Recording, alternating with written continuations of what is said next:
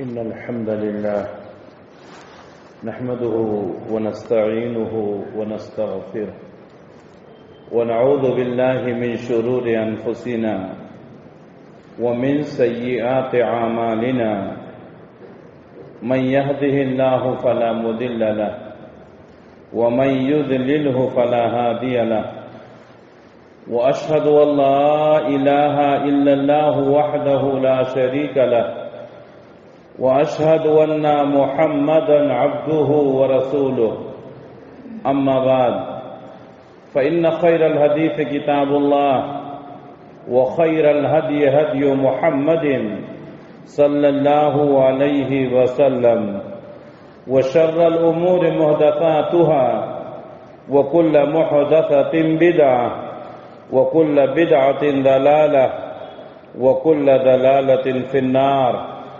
فأعوذ بالله السميع العليم من الشيطان الرجيم بسم الله الرحمن الرحيم قاف والقرآن المجيد بل عجبوا أن جاءهم منذر منهم فقال الكافرون هذا شيء عجيب أئذا متنا وكنا ترابا ذلك رجع بعيد قد علمنا ما تنقص الأرض منهم وعندنا كتاب حفيظ بل كذبوا بالحق لما جاءهم فهم في أمر مريج يا أيها الذين آمنوا اتقوا الله حق تقاته ولا تموتن إلا وأنتم مسلمون يا أيها الناس اتقوا ربكم الذي خلقكم من نفس واحدة وخلق منها زوجها وبث منهما رجالا كثيرا ونساء واتقوا الله الذي تساءلون به والأرحام إن الله كان عليكم رقيبا يا أيها الذين آمنوا اتقوا الله وقولوا قولا سديدا يصلح لكم أعمالكم ويغفر لكم ذنوبكم ومن يطع الله ورسوله فقد فاز فوزا عظيما محترم حاضرین، ہر طرح کی تعریف و توصیف، بڑائی اور بزرگی اس اللہ رب العالمین کے لیے لائق اور زیبا ہے جو سارے جہان کا اکیلا خالق ہے، مالک ہے، حاکم ہے، رازق ہے، جس کے ہاتھ میں پوری دنیا کی بادشاہت ہے۔ درود و سلام نازل ہوں اللہ کے تمام نبیوں پر، خصوصاً آخری نبی حضرت محمد مصطفیٰ صلی اللہ علیہ وسلم پر، جو آخری نبی، آخری رسول، آخری پیغمبر بنا کر اس دنیا کے لیے بھیجے گئے، جن کے بعد اب قیامت تک کوئی نبی آنے والا نہیں ہے۔ محترم حاضرین، اللہ تبارک و تعالیٰ نے ہم سب کو پیدا کیا اور ایمان کی دولت سے مالا مال کیا۔ ہم اللہ سے دعا کرتے ہیں کہ اللہ رب العالمین ہمیں اس دولت ایمان کی قدر کرنے کی توفیق عنایت فرمائے۔ آج کے جمعہ کے خطبے میں نے جس عنوان کو منتخب کیا ہے وہ ہے قبر کی زندگی۔ ہر انسان کو 4 زندگیاں ملتی ہیں، مجھ کو بھی ملی ہیں اور آپ لوگوں کو بھی، ہم سے پہلے جو گزر گئے ان کو بھی، آنے والے جو ہیں ان کو بھی۔ ہر انسان کو 4 زندگی ملتی ہے۔ پہلی زندگی جو رحم مادر میں، یعنی بچہ جب اپنے ماں کے پیٹ میں رہتا ہے، تمام زندگیوں میں سب سے مختصر زندگی یہی ہے، جس کی مدت کم و بیش 9 مہینے ہے۔ کبھی کبھی بچہ 9 مہینے سے پہلے بھی پیدا ہو جاتا ہے، کبھی 9 مہینے کے بعد پیدا ہوتا ہے۔ تو عام طور پر یہ زندگی بہت مختصر ہے جو 9 مہینے کی ہے، رحم مادر کی زندگی۔ دنیا میں آنے کے بعد ہم کتنا بھی ترقی کر جائیں، لیکن جتنے انسان ہیں سب کو اس زندگی سے گزرنا پڑا ہے جس کو رحم مادر کی زندگی کہتے ہیں۔ دوسری زندگی وہ ہے جب انسان پیدا ہوتا ہے، اس کی پیدائش سے لے کر کے اس کی موت تک، جس کو عالم حیات کہتے ہیں، جس کو دنیاوی زندگی کہتے ہیں، جس میں میں اور آپ ابھی گزر رہے ہیں۔ یہ زندگی پہلی زندگی کے مقابل میں ذرا زیادہ ہوتی ہے۔ اللہ کے نبی صلی اللہ علیہ وسلم کی ایک حدیث ہے کہ میری امتیوں کی عمریں 60 اور 70 کے درمیان ہیں، یعنی اس زندگی کی مدت کم و بیش 60-70 سال ہے۔ کوئی 60 سے پہلے بھی مر جاتا ہے، کوئی 70 کے بعد بھی جیتا ہے، لیکن عام طور پر ہمارے نبی نے فرمایا کہ ہماری امتیوں کی زندگی 60 اور 70 کے درمیان ہے۔ تیسری زندگی وہ ہے جو مرنے کے بعد شروع ہوتی ہے اور قیامت تک رہے گی، جس کو عالم برزخ کہا جاتا ہے یا قبر کی زندگی کہتے ہیں۔ آج کی جمعہ کے خطبے میں اسی تیسری زندگی کے متعلق انشاءاللہ گفتگو ہوگی۔ چوتھی زندگی وہ ہے جب قبروں سے دوبارہ اٹھایا جائے گا اور محشر کے میدان میں اکٹھا کیا جائے گا، انسانوں کے درمیان فیصلے ہوں گے، پھر یا تو جنت یا تو جہنم، وہ ہمیشہ کی زندگی ہوگی۔ یہ 4 زندگیاں ہیں جس سے ہم سب کو گزرنا ہے۔ آج کے خطبے میں ہم تیسری زندگی کے متعلق گفتگو کریں گے، قبر کی زندگی۔ قبر کی زندگی جس کو عالم برزخ کہتے ہیں۔ ہمارے باپ دادا جو گزر چکے ہیں، مر چکے ہیں، اپنی قبروں میں ہیں، قیامت پتہ نہیں کب قائم ہوگی، تب تک کی زندگی برزخ کی زندگی ہے۔ بہت سارے لوگ ایسے ہیں جن کو مرے ہوئے ہزاروں سال گزر گئے، وہ قبر کی زندگی میں ہے، برزخ کی زندگی میں ہے۔ قبر کی زندگی آخرت کی زندگی کا ایک حصہ ہے۔ قبر کی زندگی کیسی ہوگی؟ قبر کی زندگی میں انسان کے ساتھ معاملات کیا ہوں گے؟ قبر کی زندگی میں انسان کو سکون اور راحت کیسے ملے گی؟ آج کے خطبے میں انشاءاللہ اس سلسلے میں گفتگو ہوگی۔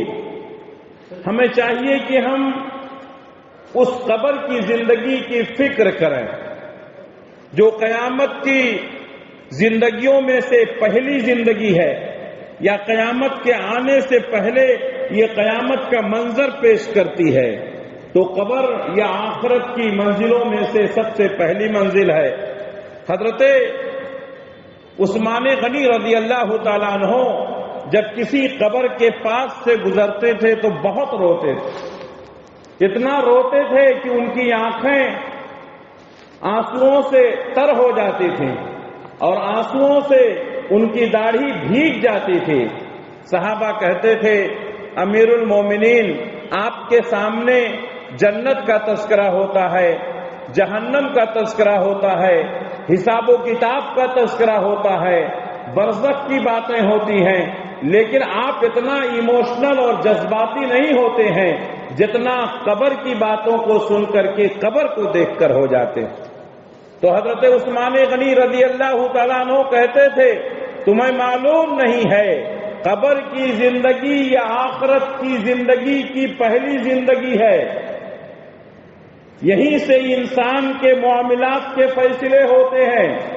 اگر انسان کو قبر میں ڈالا گیا اور قبر کی زندگی اس کی اچھی رہی تو اس کے بعد کی زندگی اور اچھی ہوگی، اور اگر قبر کی زندگی میں وہ پھنس گیا، قبر کی زندگی اس کی اچھی نہیں ہے، قبر کے سوالوں جواب میں وہ ناکام ہو گیا تو اس کے بعد آنے والی مصیبتیں اور زیادہ ہوں گی۔ لیکن آج ہمارا حال یہ ہے کہ ہم قبر کی زندگی کے متعلق کچھ نہیں سوچتے ہیں۔ 60 سال 70 سال کی زندگی گزارنے کے لیے ہمارے پاس عالیشان محل ہیں، ہمارے پاس کمپنی اور کارخانے ہیں، ہمارے پاس چلنے کے لیے سواریاں ہیں، ہمارے پاس بینک بیلنس ہے، ہمارے پاس ضرورت کی تمام چیزیں ہیں، جبکہ یہ زندگی بہت مختصر ہے، 60-70 سال یا زیادہ سے زیادہ 100 سال، لیکن وہ زندگی مرنے کے بعد قیامت تک جو ہم کو قبر میں پڑے رہنا ہے، ہم اس زندگی کی فکر نہیں کرتے ہیں، جبکہ حقیقت یہ ہے کہ آخرت کا نجات قبر کی زندگی کی نجات پر منحصر ہے۔ ہمیں چاہیے کہ ہم قبر کی زندگی کی تیاری کریں۔ اللہ کے نبی صلی اللہ علیہ وسلم نے فرمایا، کوئی بھی ہو، مرد ہو یا عورت، نیک ہو یا بد، اچھا ہو یا برا، مومن ہو یا کافر، جب اس کو قبر میں اتارا جاتا ہے تو اس کو قبر ایک بار ضرور دباتی ہے۔ آپ سوچیں کہ اگر قبر دبائے گی انسان کو تو انسان کی حالت کیا ہوگی؟ کبھی آپ نے قبر کے پاس کھڑے ہو کر کے قبر کے اس مرحلے کو، اس منظر کو دیکھا ہے؟ کتنا گڈھا کھودا جاتا ہے، میت کو اس کے اندر سلا دیا جاتا ہے اور اس کے اوپر سے منو مٹی ڈال دی جاتی ہے۔ صرف اتنی نہیں، پیارے نبی نے فرمایا اس کے بعد قبر دباتی ہے۔ اگر قبر کے اس دبوچنے سے، قبر کے اس دبانے سے کوئی انسان اگر محفوظ رہتا تو وہ حضرت سعد ابن معاذ رضی اللہ تعالیٰ عنہ ہو سکتے تھے، لیکن سعد ابن معاذ رضی اللہ تعالیٰ عنہ کو بھی قبر نے دبایا۔ اللہ کے نبی صلی اللہ علیہ وسلم کی حدیث ہے، سنن نسائی کی صحیح حدیث ہے، پیارے نبی صلی اللہ علیہ وسلم فرماتے ہیں کہ حضرت سعد ابن معاذ رضی اللہ تعالیٰ عنہ کا جب انتقال ہوا تو اللہ رب العالمین کا عرش حرکت میں آ گیا۔ حضرت سعد ابن معاذ رضی اللہ تعالیٰ عنہ کی نماز جنازہ پڑھی گئی تو 70,000 لوگوں نے اس میں، فرشتوں نے شرکت کی، 70,000 فرشتوں نے شرکت کی۔ ہمارے نبی صلی اللہ علیہ وسلم نے حضرت سعد ابن معاذ رضی اللہ تعالیٰ عنہ کی جنازہ کی نماز خود پڑھائی۔ ایک فرشتہ اگر کسی کے لیے مغفرت کی دعا کر دے تو انسان کی زندگی اور آخرت سنور جائے گی، لیکن سعد ابن معاذ رضی اللہ تعالیٰ عنہ وہ صحابی ہیں، 70,000 فرشتوں نے ان کی نماز جنازہ میں شرکت کی۔ پیارے نبی نے نماز جنازہ پڑھائی، قبر میں اتارا گیا۔ پیارے نبی فرماتے ہیں کہ قبر نے حضرت سعد ابن معاذ رضی اللہ تعالیٰ عنہ کو دبایا اور حضرت سعد ابن معاذ رضی اللہ تعالیٰ عنہ کو دبا کر کے بالکل بال کی طرح کر دیا۔ پھر ہمارے نبی صلی اللہ علیہ وسلم فرماتے ہیں، میں نے اللہ سے دعا کی تو اللہ تبارک و تعالیٰ نے قبر کو کشادہ کر دیا۔ ہمارا اور تمہارا حال کیا ہوگا جب قبر کے اس گڑھے میں اتارا جائے گا اور قبر ہمیں دبائے گی؟ اللہ سے دعا ہے کہ اللہ تبارک و تعالیٰ ہمیں قبر کی سختیوں سے اور قبر کی شدتوں سے اللہ ہماری حفاظت فرمائے۔ پیارے نبی صلی اللہ علیہ وسلم فرماتے ہیں، جب انسان کو قبر میں اتار دیا جاتا ہے، ابھی لوگ وہاں سے واپس ہوتے ہیں، ابھی میت لوگوں کے جوتیوں کی آواز سنتی ہے۔ ہم اپنے مرحوم کو جو دفن کر کے آتے ہیں، قبرستان سے ابھی باہر نہیں نکلتے ہیں، ہمارے جوتیوں کی آواز وہ مرنے والا شخص سنتا ہے۔ کہتے ہیں اسی دوران 2 فرشتے آتے ہیں، ایک کا نام منکر، دوسرے کا نام نکیر ہے۔ ہمارے نبی نے ان کی کیفیت بیان کی ہے، ان کے دانت کیسے ہوں گے، ان کی آنکھیں کیسی ہوں گی، ان کا جسم کیسا ہوگا، ان کی آواز کتنی گرجدار ہوگی۔ پیارے نبی فرماتے ہیں یہ دونوں فرشتے آتے ہیں، اس میت کو اٹھایا جاتا ہے، 3 سوالات کیے جاتے ہیں، یہ 3 سوالات کا صحیح جواب دیا تو میت اس کے بعد آرام کرتی ہے، اور یہ 3 سوال کا صحیح جواب نہیں دے پایا تو یہاں سے مصیبتوں کا سلسلہ شروع ہوتا ہے۔ وہ 3 سوالات کیا ہیں؟ آپ نے بچپن سے سنا ہوگا، ہم نے بھی سنا ہے، پڑھا ہے۔ وہ 3 سوالات بظاہر بہت آسان ہیں۔ ایک سوال ہوگا من ربک، تمہارا رب کون ہے؟ دوسرا سوال ہوگا تمہارے نبی کون ہیں؟ تیسرا سوال ہوگا تمہارا دین کیا ہے؟ بظاہر ایسا لگتا ہے کہ یہ تینوں بہت آسان ہے۔ جب فرشتہ کہے گا کہ من ربک، تمہارا رب کون ہے، تو ہم کہہ دیں گے ربی اللہ، میرا رب اللہ ہے۔ بظاہر بہت آسان ہے، نہیں میرے بھائیوں، پہلے سوال کا تعلق توحید سے ہے۔ اگر آدمی موحد ہے، توحید پرست ہے، شرک سے پاک ہے، تو پہلے سوال کا جواب دے پائے گا۔ توحید کسے کہتے ہیں؟ اللہ پر اس کا عقیدہ مضبوط ہونا چاہیے، وہ کبھی اللہ کے علاوہ کسی دوسرے کے سامنے سر نہیں جھکایا، اللہ کے علاوہ کسی اور کو سجدہ نہیں کیا، اللہ کے علاوہ کسی اور کے نام کا نظر و نیاز نہیں کیا، اللہ کے علاوہ کسی دوسرے کے نام کی دہائی نہیں دی، اللہ کے علاوہ کسی کو مشکل کشا اور حاجت روا نہیں سمجھا۔ پہلے سوال کا جواب وہی دے پائے گا جو مشرک ہے، جو ملحد ہے، جو قبر پرست ہے، جو اللہ کے علاوہ دوسروں کو مشکل کشا اور حاجت روا سمجھتا ہے، وہ پہلے سوال کا جواب نہیں دے پائے گا۔ اس لیے میرے بھائیوں، توحید پرست بنو۔ جب فرشتہ پوچھے گا من ربک، تمہارا رب کون ہے، ہم اسی وقت کہہ پائیں گے ربی اللہ، جب میرا توحید مضبوط ہوگا۔ دوسرا سوال تمہارا رسول کون ہے؟ یا بعض روایتوں میں آتا ہے کہ اللہ کے نبی صلی اللہ علیہ وسلم کی شکل دکھائی جائے گی اور پوچھا جائے گا کہ اس شخص کے بارے میں تم کیا کہتے ہو۔ اگر وہ توحید پرست ہے، متبع سنت ہے، تو دوسرے سوال کا جواب دے گا یہ ہمارے نبی محمد صلی اللہ علیہ وسلم۔ بظاہر ایسا لگتا ہے کہ یہ بہت آسان ہے، لیکن بہت مشکل ہے۔ دوسرے سوال کا جواب وہی دے پائے گا جو نبی کے بتائے ہوئے طریقے کے مطابق زندگی گزارتا ہے، جو نبی کی سنتوں پر عمل کرتا ہے، جو نبی کے فرمان کو اپنی زندگی میں نافذ کرتا ہے، جو نبی کی سنت پر عمل نہیں کرتا ہے، جو نبی کی سنتوں کو ٹھکراتا ہے، جو متبع سنت نہیں ہے، وہ دوسرے سوال کا جواب نہیں دے پائے گا۔ کتنے لوگ ایسے ہیں جو یہ سمجھتے ہیں کہ اس دوسرے سوال کا جواب دے لیں گے۔ نہیں میرے بھائیوں، نبی صلی اللہ علیہ وسلم کی اتباع ضروری ہے۔ اللہ تبارک و تعالیٰ نے اپنی محبت کو بھی نبی صلی اللہ علیہ وسلم کے اتباع کے تابع کر دیا۔ قل ان کنتم تحبون اللہ فاتبعونی یحببکم اللہ۔ اے لوگو، اگر تم اللہ سے محبت کرتے ہو تو میری اتباع کرو، اگر تم میری اتباع کرو گے اللہ تم سے محبت کرے گا۔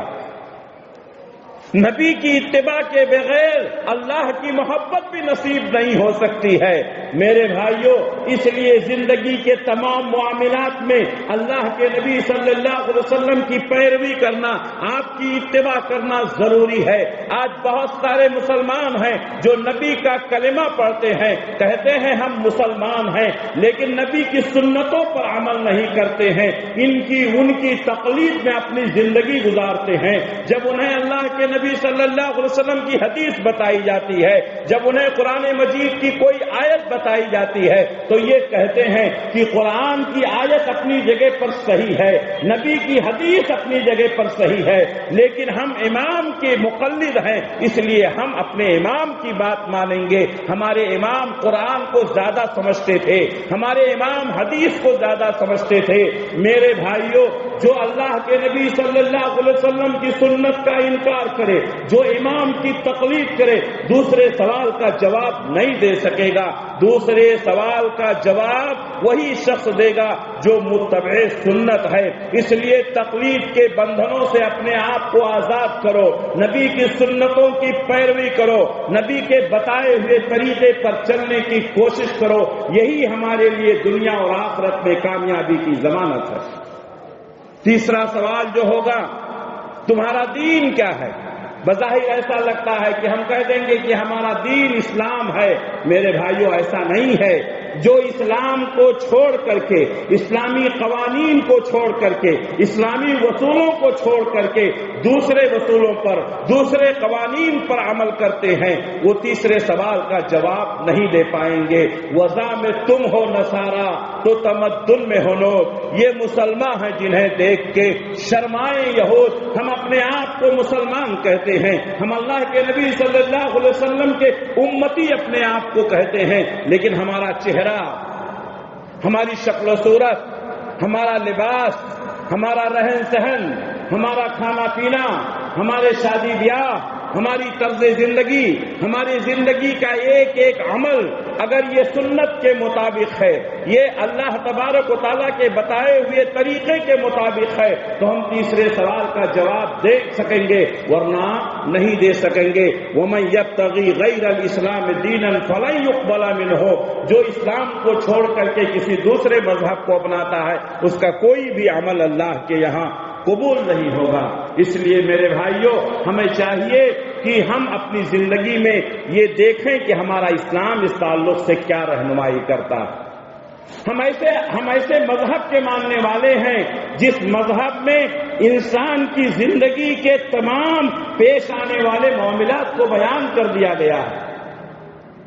یہودی، نصرانی مسلمانوں کا مذاق اڑاتے تھے، کہتے تھے ان کو دیکھو، یہ وہ مسلمان ہیں، ان کے نبی ان کو پاخانہ پیشاب کے آداب بھی بتاتے ہیں۔ تو صحابہ کرام فخر سے کہتے تھے اللہ کا شکر ہے، اللہ کا شکر ہے، ہم ایسے دین کے ماننے والے ہیں جہاں پاخانہ اور پیشاب کے آداب بھی بتائے جاتے ہیں۔ میرے بھائیوں، اللہ تبارک و تعالیٰ کا کرم ہے، اسلام دستور حیات ہے، زندگی کا کوئی گوشہ چھوڑا نہیں گیا ہے، پاخانہ اور پیشاب کے آداب بھی بتائے گئے ہیں۔ اس کے باوجود بھی اگر ہم اسلامی اصولوں کو چھوڑ کر کے دنیا میں ادھر ادھر ٹامک ٹوئیاں ماریں گے، میرے بھائیوں، قبر کے سوال کا جواب نہیں دے سکیں گے۔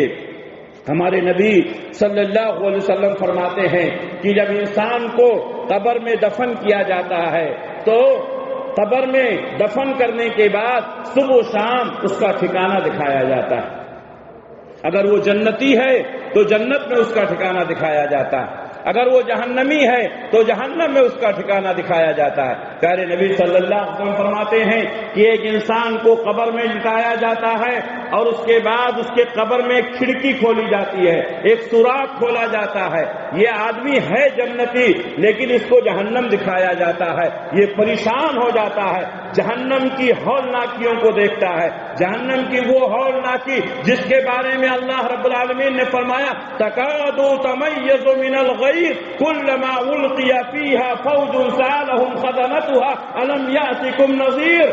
جہنم کی کیفیت ایسی ہے کہ ایسا لگ رہا ہے کہ بھڑک جائے گی، پھوٹ پڑے گی جب جب اس کے اندر کوئی فوج داخل کی جاتی ہے۔ جہنم کا داروغہ پوچھتا ہے الم یاتکم نذیر، کیا تمہارے پاس کوئی ڈرانے والا نہیں آیا تھا؟ کہتے ہیں آیا تھا لیکن ہم نے اس کی بات نہیں مانی۔ جب جہنم کی اس کیفیت کو دیکھتا ہے تو یہ جنتی آدمی پریشان ہو جاتا ہے، تو فرشتے کہتے ہیں گھبراؤ نہیں، گھبراؤ نہیں، تم یہاں جانے والے تھے، اللہ تعالیٰ نے تم کو بچا لیا۔ پھر اس کے بعد جنت میں اس کا ٹھکانہ دکھایا جاتا، وہ خوش ہو جاتا ہے، کہتا ہے یہی تمہارا ٹھکانہ ہے۔ جنت کا بستر لگا دیا جاتا ہے، جنت کا لباس پہنا دیا جاتا ہے۔ میرے بھائیوں، یہاں سے اس کو راحتیں ہی راحتیں ملتی ہیں۔ لیکن ایک آدمی جو برا ہے، گنہگار ہے، جب وہ قبر میں دفن کیا جاتا ہے، اس کے قبر میں ایک دریچہ کھولا جاتا ہے، وہ جنت کو دیکھتا ہے، جنت کی نعمتوں کو دیکھتا، بہت خوش ہو جاتا ہے۔ دنیا میں گناہ کے کام کر کے گیا ہے اور جب دیکھتا ہے کہ جنت دکھائی جا رہی ہے تو خوش ہو جاتا ہے۔ فرشتہ کہتا خوش نہ ہو، خوش نہ ہو، تو یہاں جانے والا تھا، تیری بدعمالیوں نے تجھے اس نعمت سے محروم کر دیا، تو جنت میں نہیں جا سکتا ہے۔ چنانچہ پھر اس کو جہنم میں اس کا ٹھکانہ دکھایا جاتا ہے، جہنم کی ہولناکیوں کو دیکھتا ہے، اس کے مناظر کو دیکھتا ہے اور اس کو جہنم کا کپڑا پہنا دیا جاتا ہے، جہنم کا بستر لگا دیا جاتا ہے۔ سوچئے ابھی قیامت پتہ نہیں کب قائم ہوگی. کتنے لوگ مر چکے ہیں, ان کو ان کے سامنے جہنم کا عذاب پیش کیا جاتا ہے. اگر کوئی انسان دنیا میں زندہ ہے اور اس کو بتائے کہ مرنے کے بعد تجھے یہ ہوگا تو وہ جی پائے گا؟ روزانہ صبح و شام جہنم کے ہولناک مناظر دکھائے جاتے ہیں. میرے بھائیوں, اس طریقے سے اللہ تبارک و تعالی قبر میں رہنے والوں کو ان کے سامنے ان کا ٹھکانہ پیش کرتا ہے اور ان کو احساس دلاتا ہے. ایک دفعہ اللہ کے نبی صلی اللہ علیہ وسلم قبرستان گئے. قبر تیار کی جا رہی ہے, ابھی قبر تیار نہیں ہوئی ہے. پیارے نبی صلی اللہ علیہ وسلم بیٹھے ہوئے ہیں, آپ کے آنکھوں سے آنسو نکل رہا ہے. آپ صلی اللہ علیہ وسلم کے پاس صحابہ کرام گرد گرد بیٹھے ہوئے ہیں. پیارے نبی صلی اللہ علیہ وسلم نے فرمایا, سنن ابن ماجہ کی حدیث ہے, حضرت براء ابن عازب رضی اللہ تعالیٰ عنہ کہتے ہیں, نبی نے فرمایا, یا اخوانی, اے میرے بھائیو, لمثل ھذا فعدوا, اس قبر کی تیاری کر لو, اس قبر کی تیاری کر لو. سب کو کسی قبر میں داخل ہونا ہے. میرے بھائیوں, ہم روزانہ کسی نہ کسی کو لے کر جاتے ہیں, نہلا کر کے, دھلا کر کے, کفن پہنا کر کے لاتے ہیں, نماز جنازہ پڑھتے ہیں اور اس کے بعد اس کو قبر میں داخل کرتے ہیں, مٹی ڈالتے ہیں, قبر کے ارد گرد کھڑے ہو کر کے دعائیں کرتے ہیں. لیکن جیسے ہی ہم قبرستان سے باہر آتے ہیں, ہم بھول جاتے ہیں کہ جس طریقے سے آج ہم اپنے ساتھی کو قبر میں چھوڑ کر جا رہے ہیں, ایک دن ایسا آئے گا مجھے بھی اٹھا کر لایا جائے گا, قبر میں داخل کیا جائے گا, مٹی ڈالی جائے گی, لوگ اکیلا ہمیں چھوڑ کر واپس چلے جائیں گے. یہ کون ہوں گے؟ آپ کے اعزاء ہوں گے, آپ کے اقربا ہوں گے, آپ کے دوست ہوں گے, آپ کے رشتہ دار ہوں گے. مرنے کے بعد آپ کو نہلائیں گے, دھلائیں گے, کفن پہنائیں گے, نماز جنازہ پڑھیں گے, قبر میں اتاریں گے اور کہیں گے جو ہمارا کام تھا ہم نے کر دیا, اب آپ کے ساتھ کیا معاملہ ہے آپ جانیں, آپ کا اعمال جانیں. ہر ایک کے ساتھ یہ معاملہ ہونا ہے. لیکن میرے بھائیوں, ہمارا حال یہ ہے کہ ہم قبرستان سے نکلتے ہی وہ منظر بھول جاتے ہیں. پیارے نبی صلی اللہ علیہ وسلم کہا کرتے تھے, لوگوں قبروں کی زیارت کیا کرو, قبروں کی زیارت کیا کرو, زندگی کی حقیقت معلوم ہو جائے گی. قبرستان میں جاؤ, دیکھو وہاں جو لوگ مدفون ہیں وہ آپ سے کتنے بڑے تھے, وہ آپ سے کتنا زیادہ مالدار تھے, ان کے پاس عہدہ اور منصب تھا, لیکن آج قبر میں سب برابر پڑے ہوئے ہیں. کہاں گیا عہدہ, کہاں گیا منصب, کہاں گیا مال و دولت؟ لیکن انسان دنیا میں ہوتے ہوئے آخرت کی تیاری نہیں کرتا ہے, قبر کی تیاری نہیں کرتا ہے اور سمجھتا ہے کہ یہی زندگی اصل ہے. پیارے نبی صلی اللہ علیہ وسلم نے بار بار یہ تاکید کی ہے کہ مرنے کے بعد کی تیاری مرنے سے پہلے کر لو. ہمارے نبی نے فرمایا, یتبع المیت ثلاثۃ اہلہ ومالہ وعملہ. کوئی بھی انسان جب مرتا ہے تو اس کے پیچھے تین چیزیں لگتی ہیں, اہلہ ومالہ وعملہ, اس کے گھر والے, اس کا مال اور اسی طریقے سے اس کے گھر والے, اس کا مال اور اس کا عمل. فیرجع اثنان, دو چیزیں واپس آ جاتی ہیں, وَيَبْقَى وَاحِدٌ, ایک چیز باقی رہتی ہے. دو چیزیں جو واپس آتی ہیں وہ کیا کیا ہیں؟ ایک چیز جو باقی رہتی ہے وہ کیا ہے؟ پیارے نبی صلی اللہ علیہ وسلم فرماتے ہیں, یرجع اہلہ ومالہ, اس کے گھر والے واپس آ جاتے ہیں اور اس کا مال واپس آ جاتا ہے. وَيَبْقَى عَمَلُهُ, اس کا عمل باقی رہتا ہے. میرے بھائیوں, ہمارے ساتھ ہمارے قبر میں کیا جائے گا؟ ہمارا عمل جائے گا. ہماری نمازیں, ہمارے روزے, ہمارے صدقات, ہمارے خیرات, ہمارا حج, ہمارا عمرہ, قرآن مجید کی تلاوت, لوگوں کے ساتھ احسان کرنا, یہ آپ کے ساتھ قبر میں جانے والا ہے.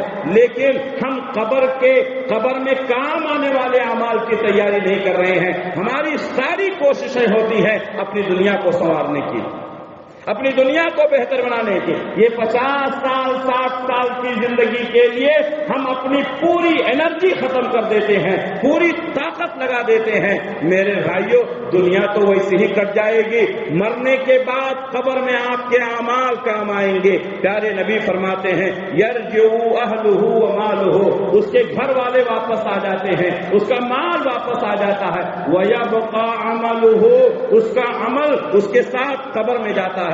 صحیح بخاری صحیح مسلم کی حدیث ہے۔ اس لیے عمل کی طرف توجہ دو، وہ کام کرو جو مرنے کے بعد کام آنے والا ہو۔ میرے بھائیوں، آج ہماری حالت یہ ہے کہ ہم دنیا کے پیچھے پڑے ہوئے ہیں اور ہم مرنے کے بعد کے بارے میں کچھ نہیں سوچتے ہیں۔ انسان جھوٹ بولتا ہے، دھوکہ دیتا ہے، دغا بازی کرتا ہے، چوری کرتا ہے، دوسروں پر ظلم کرتا ہے، حق دباتا ہے۔ کس کے لیے؟ اپنی بیوی کے لیے، اپنے بچوں کے لیے، اپنے رشتہ داروں کے لیے۔ میں آپ کو بتانا چاہتا ہوں، جب قبر میں آپ کو دفن کر کے لوگ واپس آئیں گے، آپ کو اکیلے جواب دینا ہے، نہ آپ کی بیوی آئے گی، نہ آپ کے بچے آئیں گے، نہ آپ کے رشتہ دار آئیں گے۔ وہ لوگ جن کے لیے آپ نے اپنی زندگی کو خراب کیا، وہ لوگ جن کے لیے آپ نے اپنے عقیدے کو خراب کیا، وہ لوگ جن کے لیے آپ نے اپنے اعمال کو برباد کیا، قبر میں آپ کے سپورٹ کے لیے کوئی نہیں آئے گا، اکیلا جواب دینا ہوگا، اکیلے اس مسئلے کو جھیلنا ہوگا۔ اس لیے میرے بھائیوں، دوسروں کے لیے اپنی زندگی تباہ نہ کرو، دوسروں کے لیے اپنا عقیدہ خراب نہ کرو، دوسروں کے لیے اپنی عاقبت برباد نہ کرو۔ میرے بھائیوں، اللہ کے نبی صلی اللہ علیہ وسلم بار بار یہ کہا کرتے تھے کہ قبر کے عذاب سے اللہ کی پناہ مانگو۔ بہت سارے لوگ سمجھتے ہیں، بہت سارے لوگ قبر کے عذاب کا انکار کرتے ہیں۔ اللہ کے نبی صلی اللہ علیہ وسلم کی کئی حدیثیں اس سلسلے میں ہیں جو اس بات پر دلالت کرتی ہے کہ عذاب قبر برحق ہے۔ ایک دفعہ اللہ کے نبی صلی اللہ علیہ وسلم جا رہے تھے، دو قبر والوں کے پاس سے آپ کا گزر ہوا۔ آپ صلی اللہ علیہ وسلم نے فرمایا کہ یہ دو قبر والوں کو عذاب ہو رہا ہے، اور عذاب کسی بڑی بات پر نہیں ہو رہا ہے۔ ایک شخص تھا جو پیشاب کی چھینٹے سے نہیں بچتا تھا، اور دوسرا جو تھا وہ چغل خوری کرتا تھا، ادھر کی بات ادھر کرتا تھا۔ آج کتنے لوگ ہیں جو پیشاب کے چھینٹے سے نہیں بچتے ہیں، آج کتنے لوگ ہیں جو چغل خوری کرتے ہیں۔ حضور نے فرمایا یہ دونوں قبر والوں کو عذاب اس لیے دیا جا رہا ہے، ایک پیشاب کے چھینٹے سے نہیں بچتا تھا، دوسرا چغل خوری کرتا تھا۔ آج کتنے بچے، کتنے جوان، کتنے بوڑھے کھڑے ہو کر پیشاب کرتے ہیں، چھینٹے ان کے اوپر پڑتے ہیں، اور مائیں اور بہنیں اپنے بچوں کی صحیح تربیت نہیں کرتی ہیں۔ بچوں کو بچپن سے ہی بتایا جائے کہ بیٹھ کر پیشاب کرو، پیشاب کرنے کے بعد پاکی حاصل کرو، استنجا کرو۔ بچپن سے بچوں کو یہ تعلیم دیں گے، وہ بوڑھا ہو جائے گا، جب تک پانی نہیں ملے گا وہ پیشاب نہیں کرے گا، جب تک ڈھیلا نہیں ملے گا، مٹی نہیں ملے گی، وہ پیشاب نہیں کرے گا۔ لیکن ہماری غلط تربیت کا نتیجہ ہے آج نوجوان پیشاب کرتے ہیں لیکن استنجا نہیں کرتے ہیں، کھڑے ہو کر کے پیشاب کرتے ہیں، چھینٹے ان کے اوپر پڑتے ہیں۔ ہمارے نبی نے فرمایا کہ قبر میں عام طور پر عذاب پیشاب کے چھینٹوں کی وجہ سے ہوتا ہے۔ اے لوگوں، تم اپنے آپ کو پیشاب کے چھینٹوں سے بچاؤ۔ کتنے لوگ ہیں چغل خوری کرتے ہیں، ادھر کی بات ادھر، ادھر کی بات ادھر۔ ہمارے نبی نے فرمایا یہ وہ گناہ ہے جس کی وجہ سے قبر میں عذاب ہوتا ہے۔ اللہ کے نبی صلی اللہ علیہ وسلم نے ایک ٹہنی منگائی اور اس کو دو ٹکڑے کیے، دونوں قبر والوں کے اوپر ڈال دیا، اور کہا ہو سکتا ہے یہ ٹہنی سوکھنے تک اللہ تبارک و تعالیٰ قبر والوں کے عذاب کو ہلکا کر دے۔ قبر کے عذاب کے تعلق سے ایک بات اور میں آپ کو بتاؤں، حضرت عائشہ صدیقہ رضی اللہ تعالیٰ عنہا بیان کرتی ہیں کہ ایک خاتون ان سے ملنے کے لیے آئی، ان کے پاس ایک یہودیہ ملنے کے لیے آئی، اور انہوں نے کچھ ان کو ہدیہ پیش کیا۔ اس نے کہا اللہ تعالیٰ آپ کو عذاب قبر سے محفوظ رکھے۔ وہ عورت چلی گئی، اللہ کے نبی گھر میں آئے، حضرت عائشہ صدیقہ رضی اللہ تعالیٰ عنہا نے کہا اے اللہ کے رسول، آج ایک خاتون آئی تھی، میں نے ان کو کھجور پیش کیا، انہوں نے مجھے کہا اللہ آپ کو عذاب قبر سے محفوظ رکھے، کیا قبر میں عذاب ہوگا؟ ہمارے نبی نے فرمایا ہاں، قبر کے عذاب سے اللہ کی پناہ مانگو، اس لیے کہ قبر میں عذاب ہوگا۔ ہم جب نماز پڑھتے ہیں سلام پھیرنے سے پہلے بہت ساری دعائیں کرتے ہیں، جس میں سے ایک دعا یہ بھی ہے اللہم انی انی اعوذ بک من عذاب القبر واعوذ بک من فتنة المسیح الدجال واعوذ بک من فتنة المحیا والممات اللهم انی اعوذ بک من المأثم والمغرم۔ اے اللہ میں عذاب قبر سے تیری پناہ چاہتا ہوں، جہنم کے عذاب سے تیری پناہ چاہتا ہوں۔ میرے بھائیوں، عذاب قبر برحق ہے، اس لیے عذاب قبر سے اللہ کی پناہ مانگیں۔ میں آپ کو آخری بات بتا کر کے اپنی بات ختم کرتا ہوں۔ قبر میں عذاب ہوتا ہے، اللہ تبارک و تعالیٰ چاہتا تو لوگوں کو عذاب دکھا دیتا، لیکن اللہ تعالیٰ نے عذاب کو چھپا کر رکھا ہے۔ اس کی 3 مصلحتیں علماء کرام نے بیان کی ہیں۔ نمبر 1، اگر کسی کو معلوم ہو جائے کہ قبر والے کو عذاب ہو رہا ہے اور اس کو آدمی دیکھ لے تو انسان اپنے مردوں کو دفنانا بند کر دے گا، نہیں بھئی قبر میں نہیں جائیں گے، قبر میں نہیں اتریں گے، قبر نہیں کھودیں گے، قبر پہ مٹی نہیں ڈالیں گے۔ اس لیے اللہ تعالیٰ نے قبر کے عذاب کو لوگوں کی نگاہوں سے چھپا کر رکھا ہے تاکہ لوگوں کے اندر ہمت ہو، مرنے والے کو کم سے کم احترام کے ساتھ قبر میں دفن کر سکے۔ یہ پہلی حکمت ہے۔ دوسری حکمت، اگر کسی قبر والے کو عذاب ہو رہا ہو تو اس کی عزت پر خطرہ ہے۔ ہم میں سے بہت سارے لوگ ہیں مختلف گناہوں میں مبتلا ہیں، لیکن اللہ تعالیٰ نے ہمارے گناہوں کو چھپا کر رکھا ہے۔ لوگ ہمارے گناہ معلوم کر لیں تو ہم سے نفرت کرنے لگیں گے، آپ کے گناہ ہمیں معلوم ہو جائیں ہم آپ سے نفرت کرنے لگیں گے۔ اللہ نے ہمارے گناہوں کو چھپا کر رکھا ہے۔ جب اللہ نے دنیا میں ہماری عزت کو محفوظ رکھا ہے، ہمارے گناہوں کو چھپا کر رکھا ہے، تو قبر میں اللہ تعالیٰ ہمیں عذاب دے کر کے لوگوں کو کیسے دکھائے گا؟ ورنہ لوگ قبر میں دفن کرنے کے بعد آئیں گے اور مرنے والے کے بارے میں تذکرے کریں گے کہ دیکھو کتنا برا تھا، قبر میں عذاب ہو رہا ہے۔ اور تیسری بات، اللہ تبارک و تعالیٰ نے اس میں بڑی حکمتیں، بڑی مصلحتیں رکھی ہیں۔ اللہ کے نبی صلی اللہ علیہ وسلم فرماتے ہیں کہ انسان اگر قبر کے عذاب کو دیکھ لے تو اپنے مردوں کو دفنانا بند کر دے۔ پیارے نبی فرماتے ہیں اگر مجھے خوف نہ ہوتا کہ تم اپنے مردوں کو دفنانا چھوڑ دو گے تو میں اللہ سے التجا کرتا، دعا کرتا کہ تم کو عذاب قبر دکھا دے۔ میرے بھائیوں، قبر کی تیاری کرو۔ دنیا کے اے مسافر، منزل تیری قبر ہے، طے کر رہا ہے جو تو 2 دن کا یہ سفر ہے۔ جب سے بنی ہے دنیا لاکھوں کروڑ آئے، باقی رہا نہ کوئی، مٹی میں سب سمائے، یارو برا نہ مانو، سب کا یہی حشر ہے۔ دنیا کے اے مسافر، منزل تیری قبر ہے۔ یہ 4 دن کی زندگی، یہ زرق برق زندگی، یہ رنگینیاں ایک دن ختم ہو جائیں گی۔ ہم آنکھ بند کریں گے، ہم کتنے مالدار ہیں، ہم کتنے مضبوط ہیں، ہم کتنے عہدیدار منصب والے ہیں، ان تمام سے بالائے طاق لوگ نہلا کر کے، دھلا کر کے قبر کے اندر ڈال دیں گے۔ کوئی کتنا بھی بڑا ہو، قبر میں جانا ہے، قبر کی مٹی کو سہنا ہے۔ میرے بھائیوں، اس دن کی تیاری کرو، وہاں کوئی کام نہیں آئے گا، نہ عیسیٰ و اقربا کام آئیں گے، نہ دوست و احباب کام آئیں گے۔ قبر میں آپ کے ساتھ اگر کوئی چیز جانے والی ہے تو آپ کا عمل ہے، نیکیاں کرو۔ نیکیوں کا فائدہ دنیا میں بھی ہوتا ہے، قبر میں بھی ہوتا ہے، آخرت میں بھی ہوگا انشاءاللہ۔ وقت ختم ہو چکا ہے۔ اللہ سے دعا ہے کہ اللہ رب العالمین ہم تمام لوگوں کو قبر کی تیاری کرنے کی توفیق عنایت فرمائے۔ اللہ ہم سب کو سچا پکا مسلمان بنائے، نبی کی سنتوں پر عمل کرنے کی توفیق عنایت فرمائے، بدعات و خرافات سے اللہ ہم سب کی حفاظت فرمائے۔ اللہ جب تک دنیا میں رکھے، اسلام پر قائم رکھے، خاتمہ ہو تو ایمان بالخیر پر ہو۔ ربنا تقبل منا انك انت السميع العليم وتب علينا انك انت التواب الرحيم برحمتك يا ارحم الراحمين آمين۔